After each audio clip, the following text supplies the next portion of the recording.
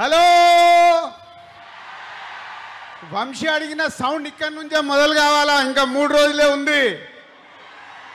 ఏమడిగాడు వంశీరా? దేవర sound India మొత్తం వినిపించాలా? ఇప్పుడు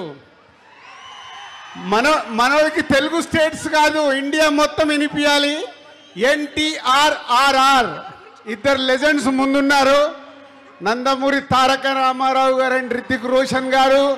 Hrithik ji, welcome to Telugu film industry. And NTR చాలా రోజుల నుంచి తారక్ ప్రతి సినిమాని పట్టుకొని ఎలా హిట్లు కొడుతూ ఆల్ ఇండియా వరల్డ్లోనే ఇప్పుడు మన ఎన్టీఆర్ సౌండ్ వినిపిస్తూనే ఉంది. అంతేనా?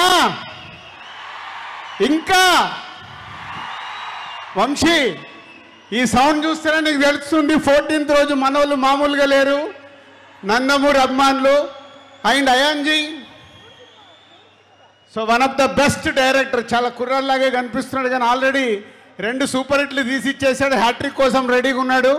మొన్నే వైఆర్ఎఫ్ అక్షయ్జీ చాలా రోజుల తర్వాత హిందీలో మొన్నే లవ్ స్టోరీ తీసి వరల్డ్ వైడ్గా హైయెస్ట్ గ్రాసర్ తెచ్చేసుకున్నారు. సో ఈ సినిమా వార్ 2 తెలుగు స్టేట్సే కాదు, everywhere is going to blockbuster. So Vamshi అంత కాన్ఫిడెన్స్గా ఇచ్చేసాడు కదా, ఉంటే రెడీగా ఉంటానని. వంశీతో పాటు నేను కూడా అంటున్నాను, it's going to block buster.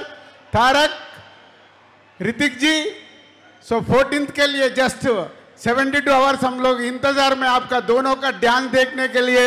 अभी अक्षय को पूछा हूँ, अक्षय जी क्या है, रोलिंग टाइटल्स में है क्या गाना? नहीं सर, पिक्चर में राइट टाइम में आएगा.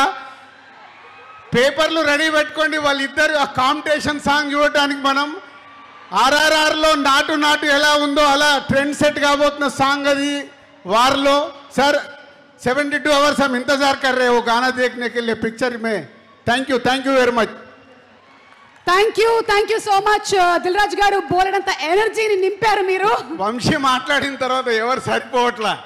ఒకప్పుడు నా స్పీచ్ నాకు ఇంట్రెస్ట్ ఉండేది, ఇప్పుడు వంశీ మాట్లాడుతుంటే వెయిటింగ్ మీలాగే. థ్యాంక్ యూ దిల్ రాజు గారు.